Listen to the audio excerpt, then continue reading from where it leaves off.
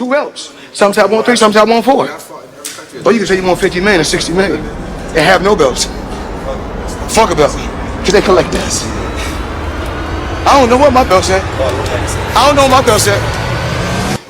I know what them checks at. Well, a lot of people, they can't wait to see him in Tank fight one day. I don't want him to ever say Tank name again. Do you feel like it's always so tough when we ask these two companies to do a fight together? Not the two companies. That's nonsense. It's the expectation that each guy has, how much they each want for a fight. And sometimes it's too much. It's not like fighters used to fight years ago, small guarantees and fight on percentage. If they don't do that, they expect the promoters to put up crazy money, which promoters can lose. And if promoters lose money continuously on fights, there won't be promoters anymore.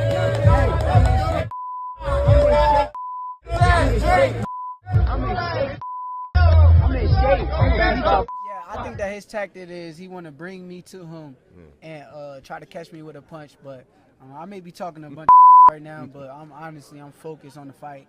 I'm not gonna lose my character in the ring. I don't care about this. This don't matter to me. All that's important to me is coming out victorious. Yeah.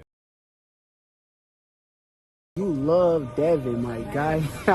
You've been asking me about Devin since yesterday, my guy. I'm starting to understand why Tank treats y'all the way he treats y'all. He incognito to y'all, cause y'all trifling. Like y'all come in this motherfucker and pick favorites and put y'all own narratives out there and spread lies, and I just think that shit wrong. So I hear you, but man,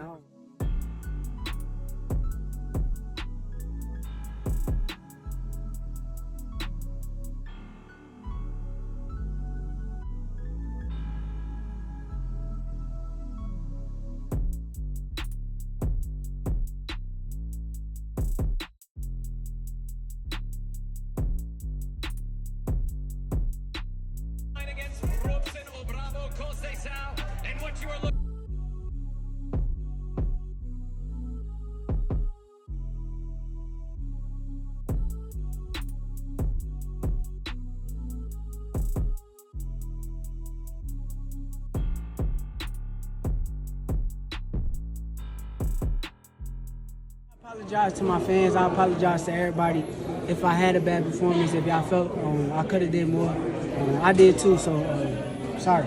Yeah. I beg your pardon. I beg your pardon. Like too ticked off too many people, but he does talk like really arrogant shit, and he is a little bit like that in person. You know, ever since amateurs just walking around like, you know, his shit don't stink, and it pisses me off. Like I was in Vegas one day talking to his friend Keyshawn. We were having a great time, great conversation. I simply said, "Hey, yo, Shakur, come over." Blah blah blah. He goes and just looks at me and goes, "Nah, you gotta come over here." Like some arrogant shit.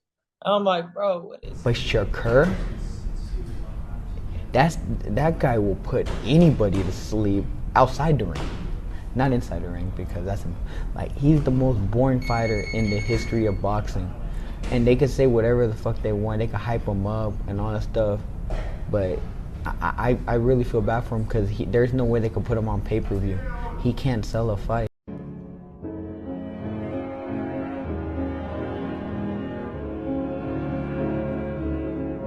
What's going on, boxing fans? It's your boy DC Boxing TV, and I'm back with another video.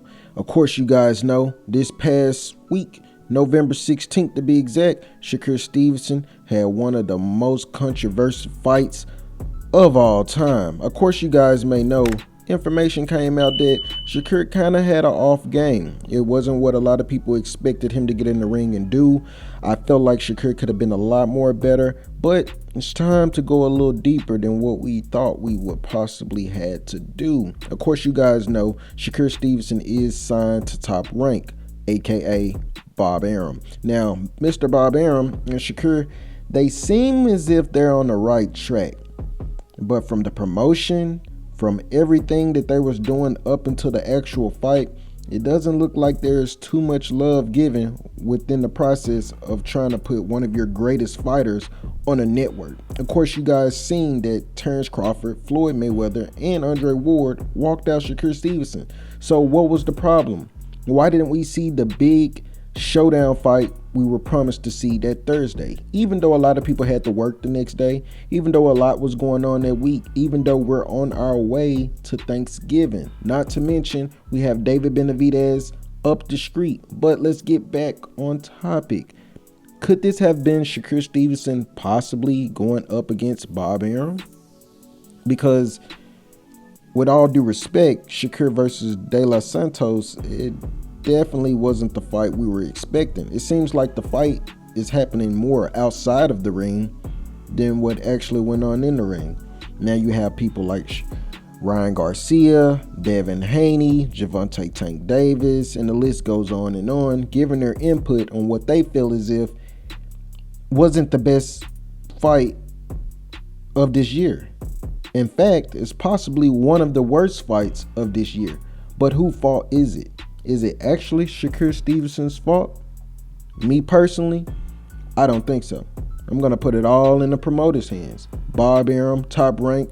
Could it possibly be, you guys know that Shakur Stevenson is planning on leaving that network to possibly further his dreams within the boxing community?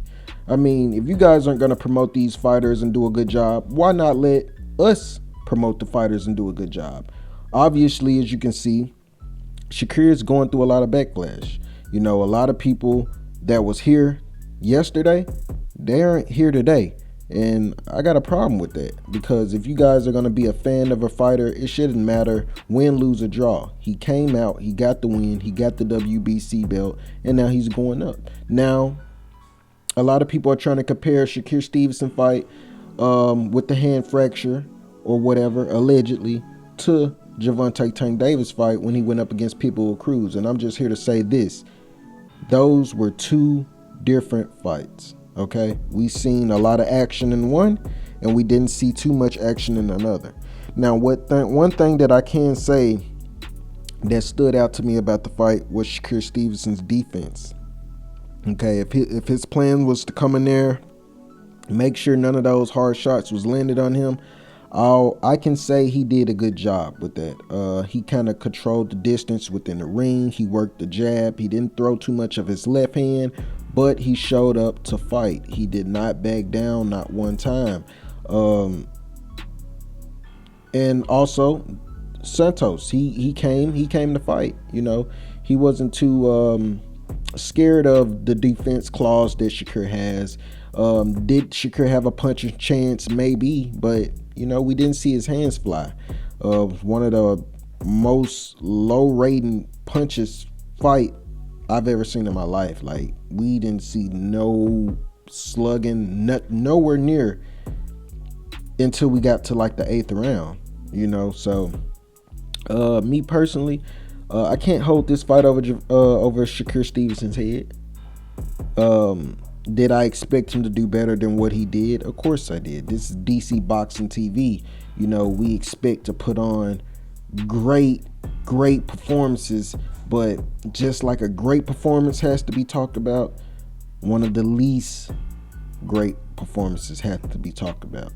And so far on that list, 2023, Shakur Stevenson has had the worst fight, especially to be of that type of level that you're on, to get in that ring and display like you did. A lot of people are holding that over your head. Me personally, I feel like it has everything to do with Top Rank, man. Top Rank, Bob Arum, him knowing that you possibly aren't gonna re-sign, right? Because me personally, I feel as if you're gonna stay with Bob Arum, you can get ready to never fight on pay-per-view, because they're not trying to market you. The whole time I was listening to the fight, we had Tim Bradley basically, you know, praising you, but nobody likes Tim Bradley. And if you're going to side with Tim Bradley, that kind of lets us know what side of the street you're on when it comes to the boxing game. Now, me personally, I feel like the home for Shakur Stevenson is PBC. I seen you with Floyd. I seen you hanging out with the one of the GOATs If that's going to be your mentor, if that's what you're trying to do, I suggest you go ahead and do it. Because if you stay up on the Bob Arum, I trust and believe me, you will not get that Devin fight, and you will not get that Gervonta Tank Davis fight, unless you're being lowballed and unless Bob Arum is going to make the majority of that money. If that's not going to be the case, get out of there, brother. You need to let your wings fly and get out of there. You just signed the Reebok deal, and you know, it's up. It's up from there. You know, this is the beginning of your legacy. That fight is going to overshadow all the other fights that you have until you have a new one. Because one thing I know about the media, they run off with the bad, but they never want to pick up the good. Shakur Stevenson, I felt like you did a great job, man. You got the belt, you got the win, and now they got to come see you. I suggest you just relax. Enjoy the holidays, man. And, you know, just keep it real.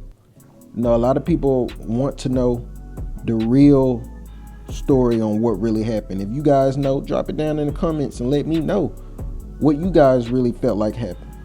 But me personally, I just feel like Shakur, Bob Arum, Top Rank, ESPN, whoever, they're not seeing eye to eye when they market Shakur Stevenson, and I feel as if they gotta really do a better job with that. So it's up to us to make sure we get these videos out to you guys, and you know, have something that you guys can debate on. Like I said, leave down in the comments of what you guys felt Shakur could have did, what you guys felt the real issue was, and let's just keep this thing going. But one thing we don't want to do is keep bashing Shakur Stevenson in the performance that was given to us, because not to mention it's Top Rank, man. Okay, the greats then left. Terrence Crawford left Top Rank. Floyd Mayweather bought himself from Top Rank. Andre Ward no longer with ESPN. So come on, man. They see it. I don't think nobody was actually happy about you coming out with all of those legends besides the actual boxing fans and the ones that's here to see what's going on. I'm talking about even fans that's fans of Floyd, Devin, T.O., Ryan. Shit, everybody was tuned in to see you put on a great performance, man. Hey, you live to fight another day. But that's all I got for you guys. It's your boy DC Boxing TV, and we are out until the next one.